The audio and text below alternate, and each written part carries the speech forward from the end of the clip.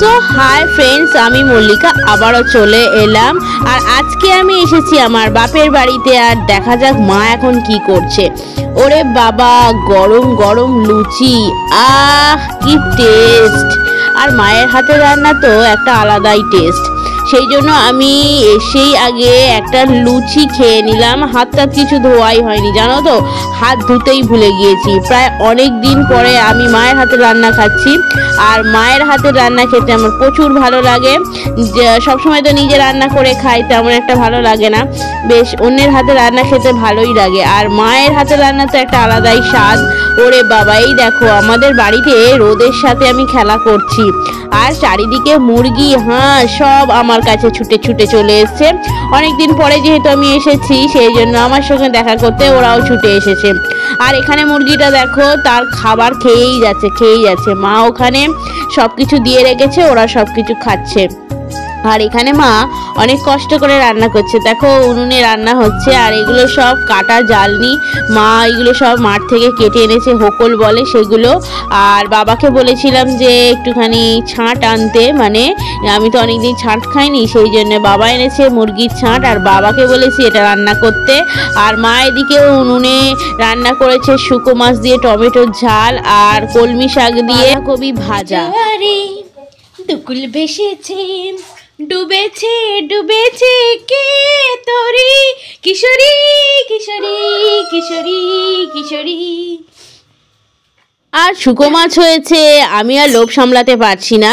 সেই জন্য টমেটোর যে ঝালটা করেছিল শুকো মাছ দিয়ে, তাই দিয়ে আমি সকালে লুচি খাচ্ছি। ও সেই টেস্ট। শুকো মাছ দিয়ে টমেটোর ঝালটা এত সুন্দর ছিল, আর লুচি দিয়ে খেতে এত সুন্দর লাগছিল। আমি তো সবসময় ভাবতাম যে মনে হয় শুকো মাছ ভাতের সাথেই বেশি সুন্দর লাগে, কিন্তু সত্যি কথা বলতে কি, লুচির সাথেও শুকো মাছটা খুব সুন্দর হয়েছিল খেতে। আর দেখো আমার মা তো তেমন একটা সব কিছু গুছিয়ে গাছিয়ে রাখে না, তাই সব কিছু আমাদের গ্রামেতে এলোমেলোই হয়ে থাকে। আর এই ভাঙা ঘরে যদি মা ভালো করে সব কিছু গুছিয়ে রাখতো, ঘরটা আরও সুন্দর লাগতো। মা তো গুছাতে পারে না, সেই জন্য।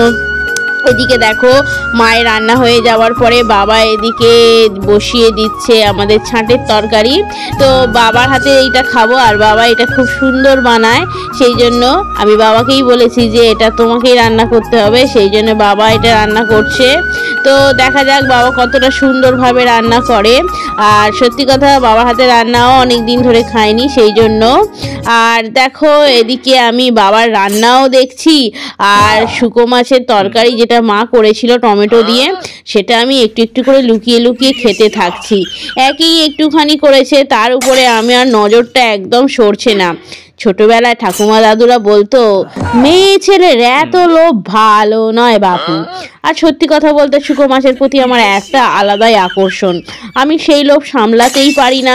তো ঠাকুমা দাদুদের কথাও তো মাথায় রাখতে হবে, সেই ভেবে আমি আর খেলাম না। ওখান থেকে আমি সরে এলাম, আবার গিয়েছি ওখানে শুকো মাছের তরকারি খাবো বলে।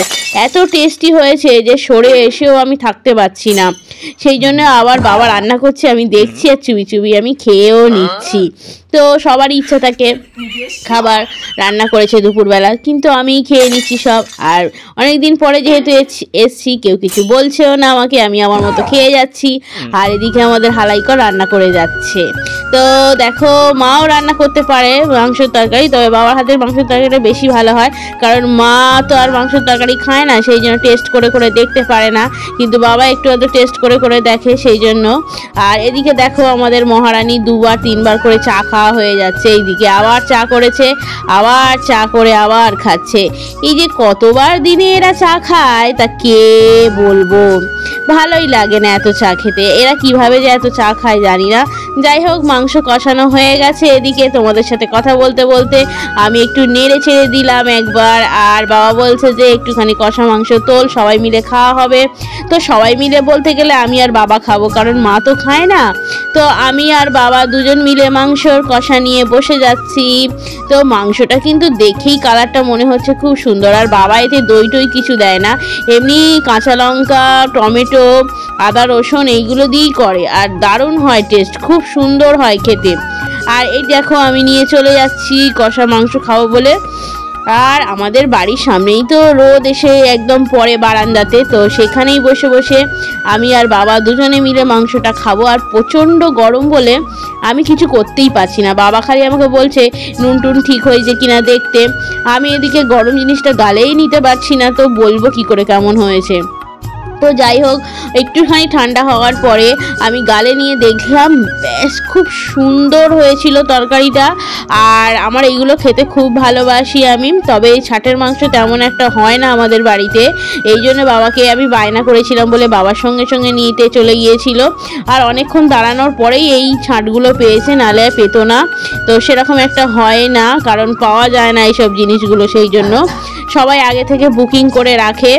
আর কি করা যাবে, যাই হোক ভাগ্যে আজকে আমার ছিল, ভাগ্যটা আমার খুব ভালো ছিল, সেই জন্য আজকে বাবা এইগুলো পেয়ে গেছে। তো জাস্ট খুব সুন্দর ছিল আর রান্নাটাও খুব দারুণ ছিল। আমি তো টেস্ট করে খুব আমার ভালো লাগলো খেতে। আর প্রায় বহু বছর পরে আমি ছাট খাচ্ছি, তো তার জন্য আরও ভালো লাগলো খেতে। মাংসের তরকারি তো আমরা সবসময় খাই, কিন্তু ছাঁটের একটা আলাদাই টেস্ট হয়। যারা যারা ছাট খেয়েছো তারা জানবে কেমন হয় খেতে। আর এদিকে বাবাও খেতে বসে গেছে আমার সাথে সাথে। তো আজকের ভিডিওটা তোমাদের কেমন লাগলো অবশ্যই কিন্তু জানিও। আর গ্রাম অনেকের ভালো লাগে সেটা আমি খুব ভালোভাবেই জানি।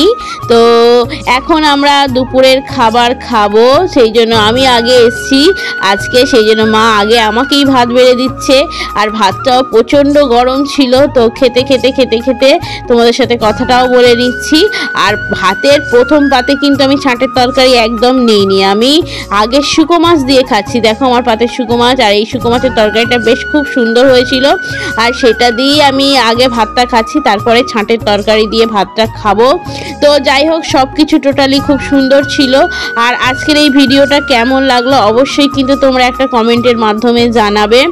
আর মা যেহেতু মাংস খায় না, সেই জন্য ডিম দিয়েই খাচ্ছে মা, আলু ডিম মাখা করে খাচ্ছে, ওটাও খুব সুন্দর ছিল। মায়ের হাতে সমস্ত কিছু মাখাগুলোও খুব সুন্দর হয়। যাই হোক ফ্রেন্ডস, আজকের এই পর্যন্তই থাক, তোমরা সবাই খুব ভালো থেকো, টাটা সবাইকে।